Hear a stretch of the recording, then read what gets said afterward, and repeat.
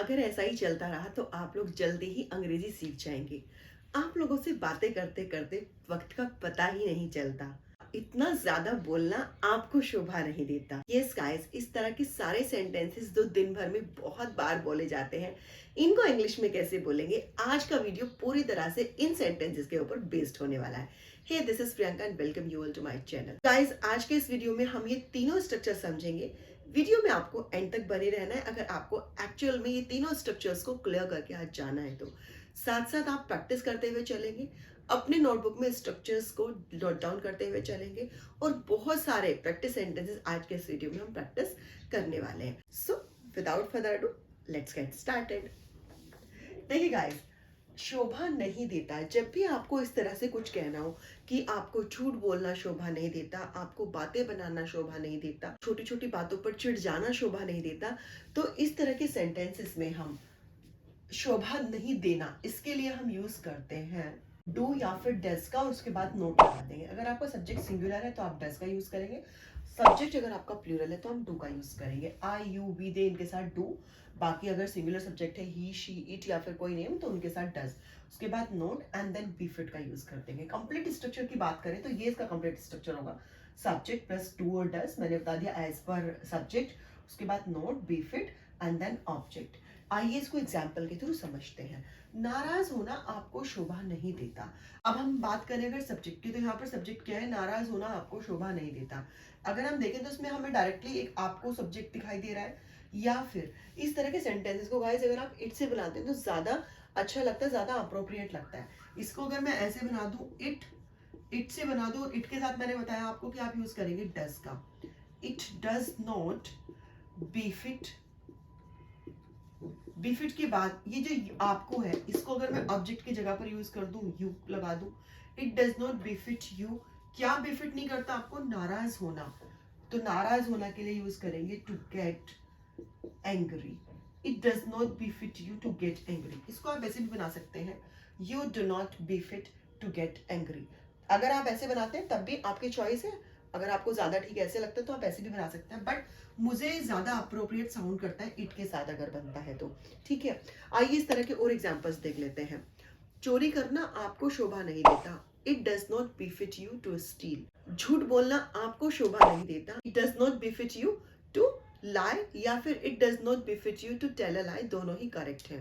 बात बात पर चिढ़ना आपको शोभा नहीं देता। It does not befit you to get offended over small things.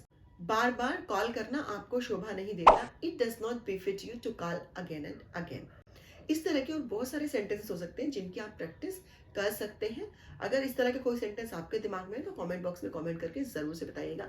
चलिए अब हम मूव कर लेते हैं अपने नेक्स्ट सेकंड स्ट्रक्चर की तरफ। देखिए, समय का पता ही नहीं चलता, बट उसके पहले यहाँ पर मैंने लगाया, इसका मतलब है कि पहले कुछ आएगा। जैसे कि मैंने अभी आपको बोला कि आपसे बातें करते करते समय का पता ही नहीं चलता, तो यहाँ पर समय का पता ही नहीं चलता, इसके लिए हम क्या यूज करेंगे? देखिए गाइस, समय का पता ही नहीं चलता, कितने सारे वर्ड्स आए हैं इसमें हिंदी में, बट अगर मैं इंग्लिश में बात करूं तो बहुत छोटा सा है। इंग्लिश में आप बोलते हैं टाइम फ्लाइज। टाइम फ्लाइज, जब आपको कहना हो समय का पता ही नहीं चलता, मतलब वक्त उड़ जाता है। यस, अब देखिए अगर मैं बात करूं स्ट्रक्चर की, तो गाइस इसका स्ट्रक्चर क्या होगा? सबसे पहले आप टाइम फ्लाइज लगा देंगे, उसके बाद टाइम फ्लाइज के बाद आप यूज कर देंगे वाइल का, और वाइल के साथ आप लगा देंगे वर्ब में I N G.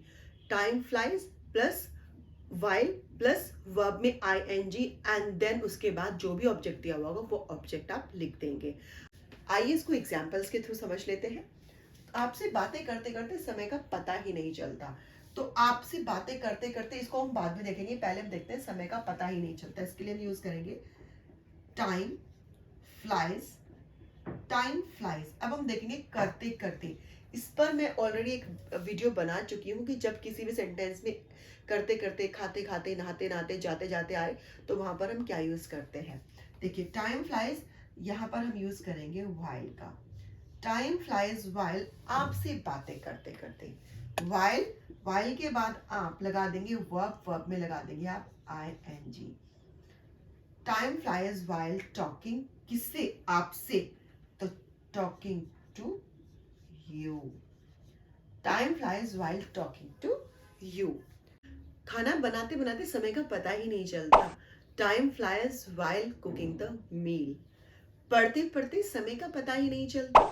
Time flies while studying. इस तरह के और बहुत सारे सेंटेंस हो सकते हैं जिनकी आपको प्रैक्टिस करनी है दिन भर में। गाइस, यहाँ पर अगेन मैं आपको बता दूं, जब तक आप किसी नेक्स्ट वीडियो पर नहीं जाते हैं, मतलब फॉर अ कंप्लीट डे एक ही स्ट्रक्चर को आपको देखना है, एक को ही सीखना है, पूरा दिन फॉर द होल डे आपको उसकी ही प्रैक्टिस करनी है। Then only you will feel कि यस रियली आपको कुछ आ रहा है, मतलब आपकी इंग्लिश इंप्रूव हो रही है। अगर दिन भर में आप 5, 7, 10 स्ट्रक्चर देखेंगे और सारों की प्रैक्टिस करने की कोशिश करेंगे एक साथ, तो मुझे ऐसा लगता है कि आप कंफ्यूज हो जाएंगे और आप एक को भी अच्छे से प्रैक्टिस नहीं कर पाएंगे। तो इट्स बेटर कि आप एक बार में एक ही वीडियो को देखिए और उससे रिलेटेड सारे जो स्ट्रक्चर सेंटेंस हैं उनको दिन भर में मैक्सिमम टाइम प्रैक्टिस करते हुए चलिए अब हम चलते हैं अपने नेक्स्ट थर्ड स्ट्रक्चर की तरफ। अगर ऐसा ही चलता रहा तो, अगर ऐसा ही चलता रहा तो, बहुत बार बोलते हैं अगर ऐसा ही चलता रहा तो हम आपसे बात नहीं करने वाले। अगर ऐसा ही चलता रहा तो इसके बाद आगे कुछ भी हो सकता है। अगर ऐसा ही चलता रहा तो आपको नौकरी नहीं मिलेगी, अगर ऐसा ही चलता रहा तो उसे लड़की भी नहीं मिलेगी, अगर ऐसा ही चलता रहा तो उसकी जॉब चली जाएगी, बहुत कुछ भी हो सकता है इसके आगे।